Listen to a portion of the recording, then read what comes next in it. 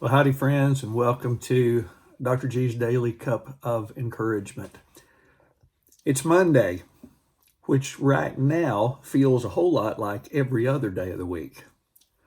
Looking out my front window at the carpet of green grass and the fullness of the leaves on the trees, I'm reminded that spring is my favorite time of the year, allergens notwithstanding.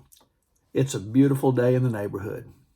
Who could imagine that we're being told to stay at home away from people in places where people gather?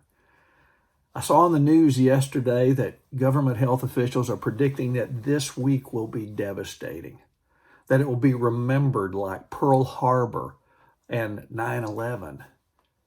How can we possibly even think of using the word amazing about anything right now? I've mentioned before that I read a hymn and devotional each morning from the one-year book of hymns. Since we're in the Easter season, the hymns for these dates over the past couple of weeks have been very cross-resurrection centered.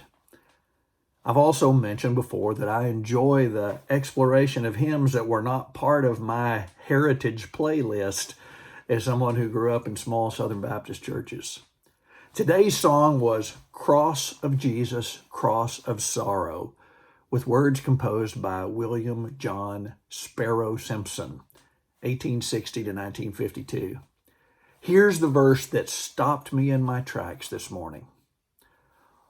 O mysterious condescending, O abandonment sublime, very God himself is bearing all the sufferings of time.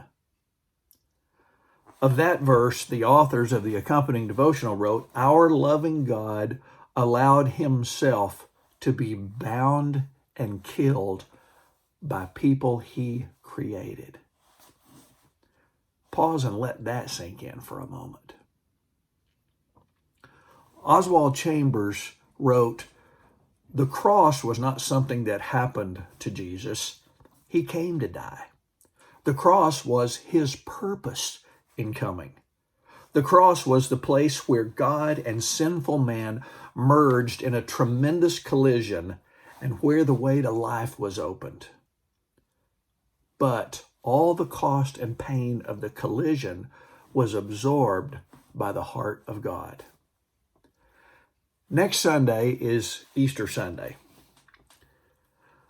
We like to move quickly to the resurrection and not spend too much time with the pain and violence of the cross.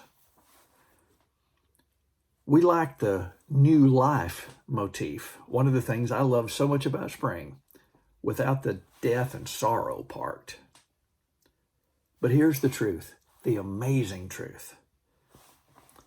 Without the cross, there is no empty tomb.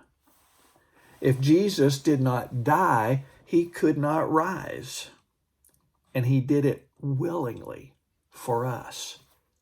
Even joyfully, according to Hebrews 12:2, because of the joy awaiting him, he endured the cross, disregarding its shame. Now he is seated in the place of honor beside God's throne. A more recent song says, there's not a victory without a fight. There's not a sunrise without a night.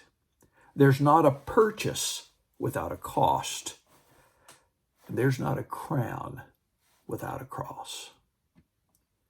The kind of amazing that is not dependent upon circumstances begins with being amazed by God's amazing love for us and then accepting his invitation into his amazing purposes.